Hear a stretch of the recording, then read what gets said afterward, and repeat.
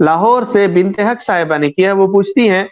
میری کام والی مجھ سے مہینے کی تنخواہ 10,000 لیتی ہے اور مہینے کی 4 چھٹیاں طے کی گئی تھی، لیکن وہ 4 کے بجائے 8 کرتے کرتے اب 12 چھٹیوں تک پہنچ گئی ہے۔ اکثر کہتی ہے میں بیمار تھی، یہ پچھلے 8 ماہ سے مسلسل معمول ہے، میں نے کبھی تنخواہ نہیں کاٹی کیونکہ میں اس کے علاوہ بھی اس کی مالی مدد کرتی ہوں۔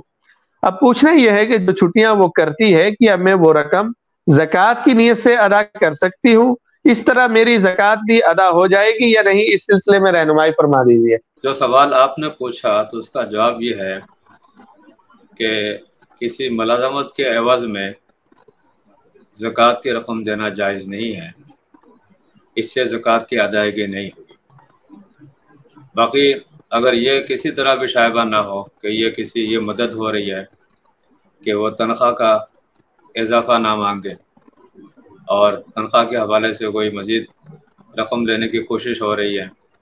یہ نہ ہو، بلکہ صرف اور صرف کام کی حد تک جو اس کی تنخواہ ہے وہ اس کو دی جائے۔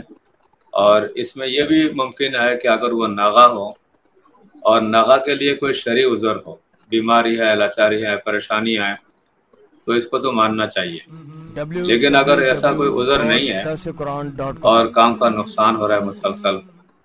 اس لیے کہ گھر کا کام رک جاتا ہے اور کوئی مددگار نہ ہو تو معاملات خراب ہو جاتے ہیں،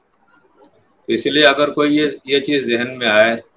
اور تحقیق سے ثابت ہو جائے کہ بغیر کسی عذر کے وہ ناغہ کر رہی ہیں تو یہ طریقہ کار مناسب نہیں ہے۔ اگر ہفتے کے اعتبار سے تنخواہ مقرر کی گئی ہے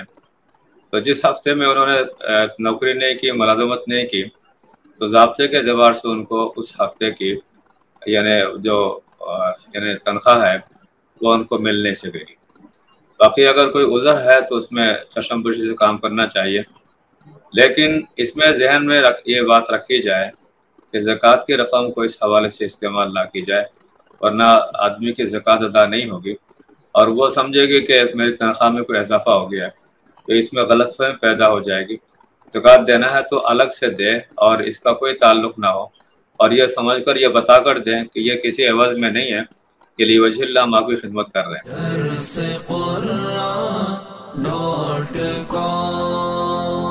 www.darsequran.com